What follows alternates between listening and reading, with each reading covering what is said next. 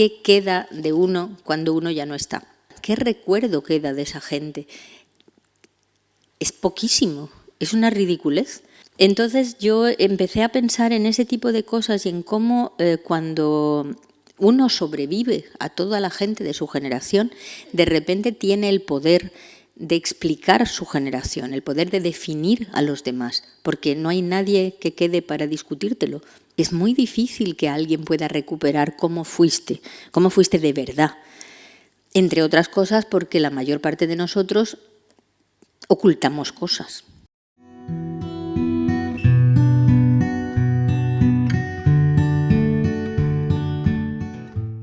Él y ella, que son los protagonistas de la historia y que tras unos 5 años se separan sin en realidad saber muy bien por qué, movidos por una especie de ansiedad, pero sin comprender qué es lo que están realmente haciendo. Estos personajes, digo, esperaba yo que no tuviesen muchas marcas para que el lector pudiese identificarse mejor o ver reflejadas en las experiencias de estos personajes las suyas propias. La única diferencia entre ellos y nosotros, naturalmente, es, sin embargo, que ellos se toman el tiempo y el esfuerzo, dedican esfuerzos a pensar cómo es que amaron y fueron amados por otra persona, para determinar también cómo es que amarán y serán amados en el futuro.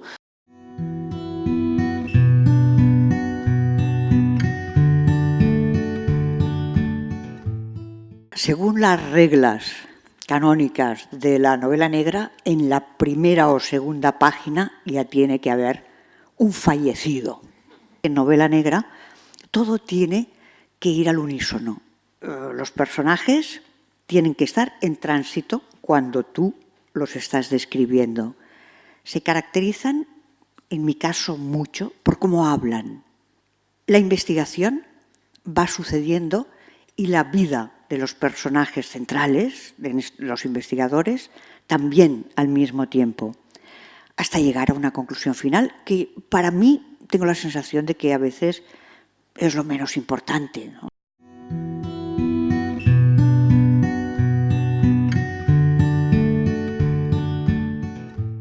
Berezko joera daukat beti musika lehenago egitea, eta musika berak gero erakusten dit nolabait bidea.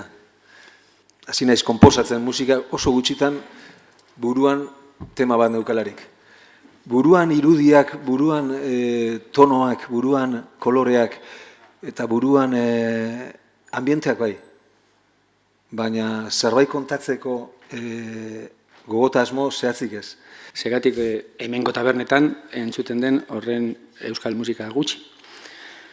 Hemen suposatzen da abertzaletasuna oso zabalduta dagoela eta bar, baina jaten pasara adibidez Andaluzia aldera, beraien musikarekin daukaten harremana askoz ez dakit, estuagoa da.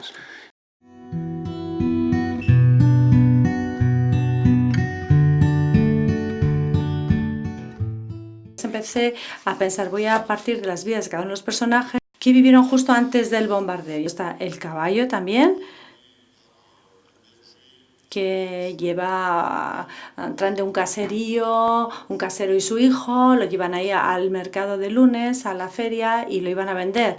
Y allí llega al cómic el caballo de esta manera, así entra en el cómic. Y así hay varios personajes, así van entrando todos, y luego así vemos un poquito de su vida, pero no les voy a contar yo aquí todo. El principio es que les vemos vivir, y luego les vemos también morir.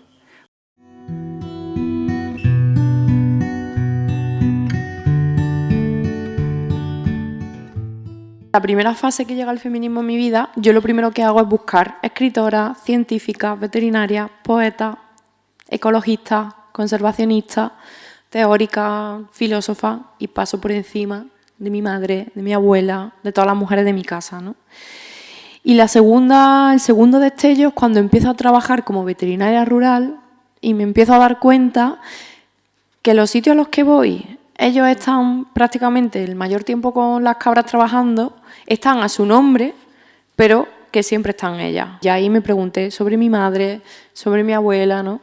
Me gusta mucho, lo digo mucho, pero es que creo que acertó mucho, que una periodista de Cataluña, Ana María Iglesias, dijo que el ensayo era una especie de duelo. Y es que también es una especie de duelo de llegar tarde a las mujeres de mi casa.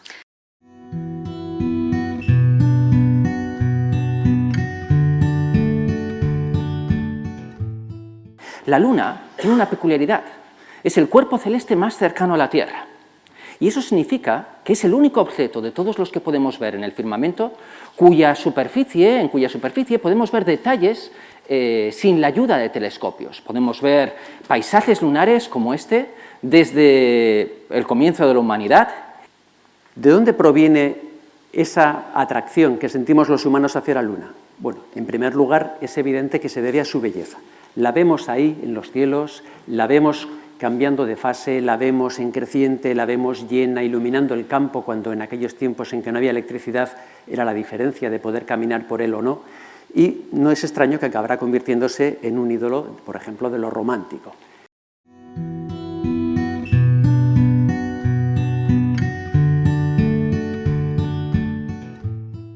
Yo sentía que necesitaba hacer una ficción con todas las de la ley, ¿no? Una ficción, además, yo he hecho ficciones de muchos tipos, ¿no? He hecho libros muy, digamos, muy desbordados, ¿no? De mucha amplitud, con muchos personajes, con mucha historia y todo eso, pero también siempre me han gustado mucho las historias muy ceñidas, muy concretas, ¿no? Tengo algunos de los libros de los que yo estoy más contento son novelas cortas.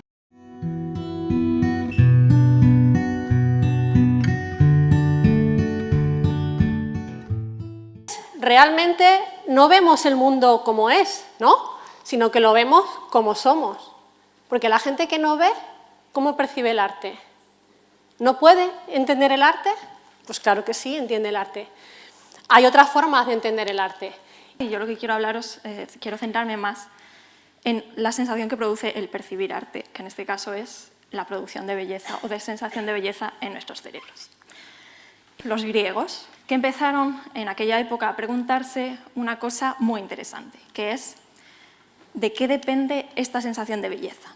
Yo hoy voy a hablaros de cómo el arte reciente problematiza la percepción con el fin de invitaros a reconsiderar el propio concepto de arte como mera representación de la realidad exterior y a prestar atención a las complejidades que introducen los artistas y que hacen de sus obras algo más rico y más interesante.